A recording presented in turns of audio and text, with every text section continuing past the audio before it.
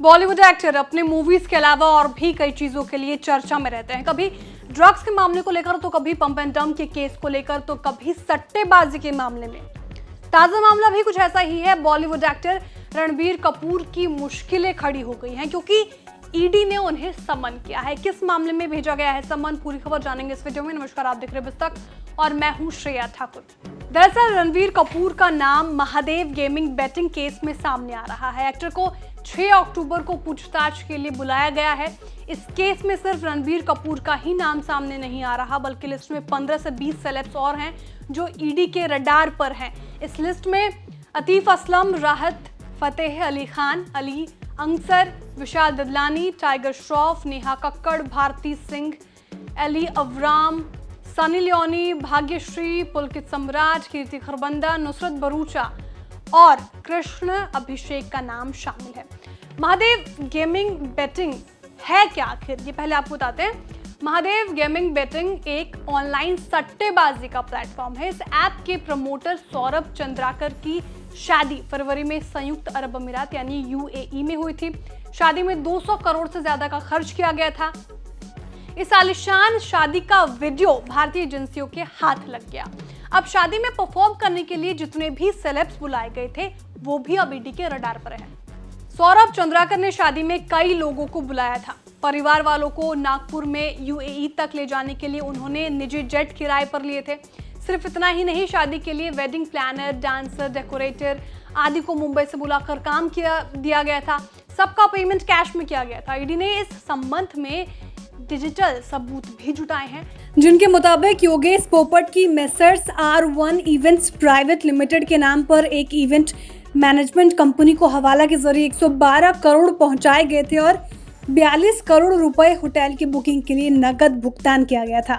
कुछ दिन पहले ईडी ने मुंबई, भोपाल, कोलकाता के उन हवाला ऑपरेटरों के यहाँ छापा मारा जिन्होंने इस इवेंट के लिए रकम मुंबई की इवेंट को भेजी थी। यहाँ से सिंगर नेहा कक्कड़, सुखविंदर सिंह, अभिनेता भारती सिंह और भाग्यश्री को परफॉर्म करने के लिए पेमेंट किया गया था।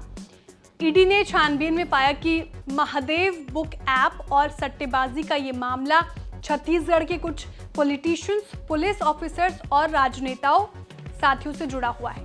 इस सट्टेबाजी ऐप का टर्नओवर करीब 20,000 करोड़ रुपए का है। ED Mahadev online gaming betting app की डीपली जांच कर रहा है। हाल ही ईडी के टीम ने कोलकाता, भोपाल, मुंबई जैसे शहरों में जाकर छानबीन की। इसमें उन्होंने पाया कि कई लोग हैं जो महादेव ऐप से जुड़े मनी लॉन्ड्रिंग नेटवर्क से जुड़े हैं। ईडी के हाथ कई सबूत भी लगे। उन्होंने 417 करोड़ रुपए की क्राइम इनकम को फ्रीज और जब्त किया है। जैसे जैसे ईडी मामले की जांच कर रहा है, उनके हाथ सबूत लग रहे हैं। हाल ही में ईडी को पता चला कि छत्तीसगढ़ के भिलाई के रहने वाले सौरभ चंद्राकर और रवि उप्पल महादेव ऑनलाइन बुक के मुख्य प्रमोटर हैं। दोनों ही दुबई में रहते हैं और वहीं से इसे ऑपरेट करते हैं। सट्टेबाजी से होने वाली आय को विदेशी खातों में भेजने के लिए बड़े पैमाने पर हवाला ऑपरेशन किए जाते हैं। इंडिया में जब सट्टेबाजी वेबसाइटों का ऐड किया जाता है तो उस पर बड़े पैमानों पर पैसा खर्च किया जाता है। ऐसे में महादेव गेमिंग बेटिंग ऐप ने सेलेब्स को अप्रोच किया और उनसे इस ऐप का ऐड करवाया। ईडी ने पहले छत्तीसगढ़ राज्य में तलाशी ली थी और इस सट्टेबाजी सिंडिकेट के मुख्य संपर्ककर्ता सहित 4 आरोपियों को गिरफ्तार किया था, जो वरिष्ठ सरकारी अधिकारियों को प्रोटेक्शन मनी के रूप में रिश्वत दिया करते थे। ईडी ने योगेश पोपट, मिथिलेश और इस शादी से जुड़े ऑर्गेनाइजेशन के ठिकानों पर तलाशी ली, जहां से 112 करोड़ रुपए की हवाला रकम हासिल करने से जुड़े सबूत सामने आए। इसके बाद योगेश पोपट द्वारा बताए जाने पर आंगड़िया के यहाँ तलाशी ली गई, जहां से 2.37 करोड़ रुपए नकद जब्त की गई।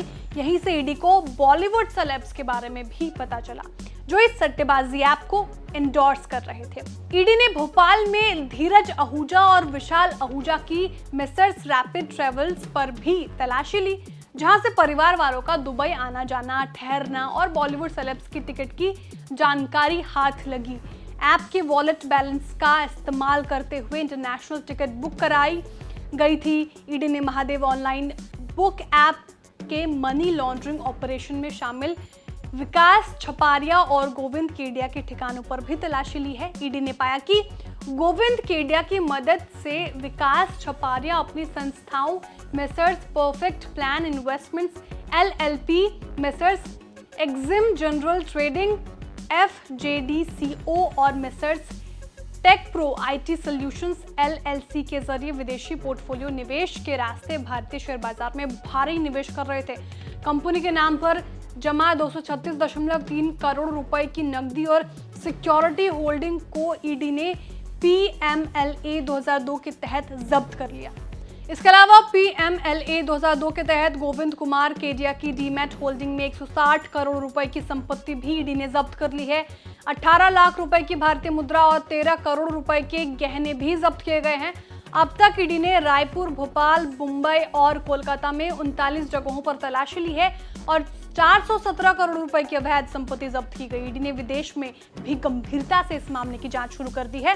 रायपुर में PMLA विशेष न्यायालय ने फिर भी फरार संदिग्धों के खिलाफ NBW जारी किए हैं और इस मामले में आगे की जांच जारी है। आपको हमारी जानकारी कैसे लगी कमेंट करके जरूर बताएं। वीडियो को लाइक और शेयर करना ना भूलें। साथ ही जो हमारे नए व्यूअर्स हैं वो चैनल को सब्सक्राइब करना ना भूलें।